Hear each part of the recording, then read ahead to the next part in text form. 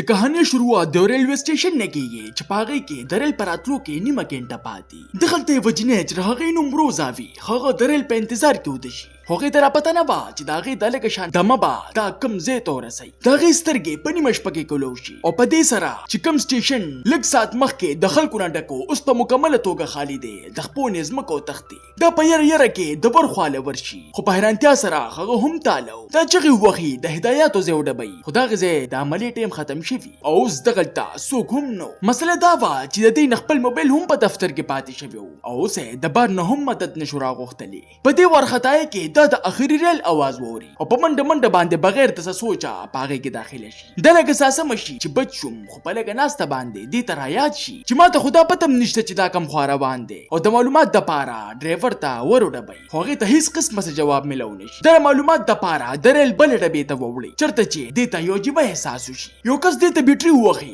دا هم خوشحاله شي چې څوک خو میلو شو خو هغه ورته خپل مخ ونه ښایي دغلته تک توره تیاره وه چې دا د یرې د لاسه راوغورځېږي خو دا د ریل ډرایور و دې سره ګپ لګو دا ورته وایي چې زه خو د یارې مړه کړم او دا دغه ځای نه روانه شي چې زما ځای راورسېده خو هغې د لاسه کلکه رونیوي دا یې د ځان نه دیکه کړي او د ریل یې لاندې وغورځوي د دې په ذهن کې دا وي که چېرې دا مړ شو خو هغه ورپسې بیا راوخیږي دا دغه ځای نه په منډه ځان روباسي او اوس دا په یو بل سټیشن کې داخله شي دا د مخه سره ټلیفون لور شي خو د سټیشن د بندش د وجې هغه هم کار نه کوي دا پټه شي او لږه ساه واخلي چې دا یو تیز آواز ووري خو په خوشقسمتۍ سره دا یو سپی دا د عقل نه کار واخلي او سپي پسې شاته روانې شي چې دا په کومه لار راننوتې دی زه به هم په هغه لار ورشم او هغه سپی د بجلو یو ځای کې داخله کړي چرته چې د مالک او ښځې په پټه باندې اوسېدل روزا یې مالک لا د پیسو لالچ ورکړي وي ما ته دې ځای نه وباسه زه به تاله ټولې خپلې پیسې درکړمه دوی د هغې ځای نه را روان وي چې هلته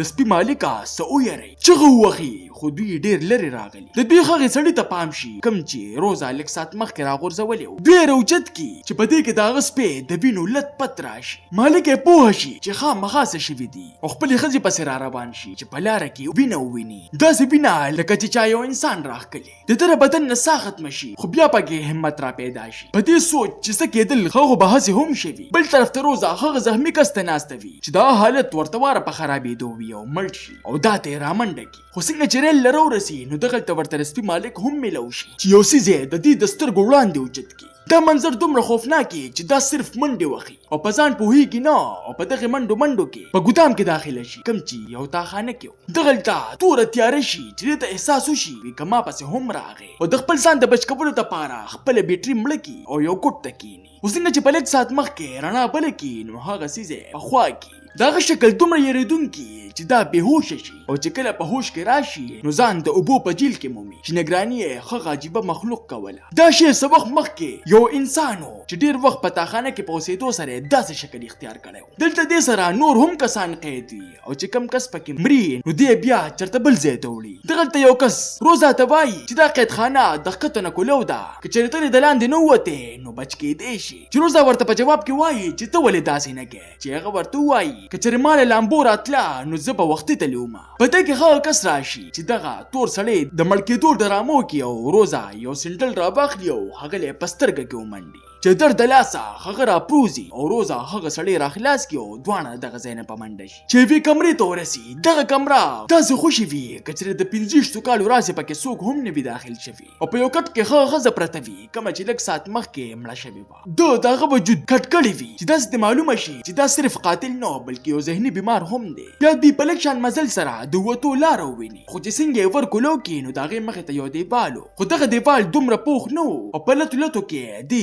اخر راغورځوي چې هغه لاره یو سورنګ ته وتلي دوی پکې داخل شي او هغه قاتل هم ورپسې راورسي دوی په ناسته باندې یوې بلې کمرې ته ورسي چې هلته دوی ته د هغې ملنګ سپی په پنجره کې میلو شي کوم چې دې خبرې واضح ثبوت و چې دا ځای هم د قاتل دی دوی ته د تلو لار نه معلومیږي او د تور سړي مازه خراب شي چې یوه ډنډه راواخلي او د دغه ځای ټولې ښیښې ماتې کړي خو لار ورته ښکاره نه شي البته هغه مخلوق ورته ضرور ښکاره شي چې په تور سړي د شاته نه حملو کړي او په مرۍ ورله خوله کېږدي او ټوله وینه ترې وڅکي د دې په لیدو سره روزا منډه کړي چې په لاره کې تندک وخوري او خپې یې ووړي چې شاته په کتو سره هغه قاتل یې شاته ولاړي چې د دې په ځمکه باندې یوې کونډې ته پام شي چې راویخلي او هغه قاتل پې په مرۍ ووهي چې د مرۍ نه یې ورله هغه غاړه وباسي او په ګوټه خپه د خولو نه جب جب په زخمي حالت کې سټیشن ته ورسي چې سپي ورپسې هم شاته را روان. په دې کې سار شي او سټیشن ته خلک را روان شي. په دې دومره سخته تیره شوي چې هغې خلکو ته دا د ملنګې نه کمه نه ښکاري او پیسې ولې ورکوي. هغوی ته لا پته نه وه چې دې ملنګې دوی د کم مصیبت خلاص کړل.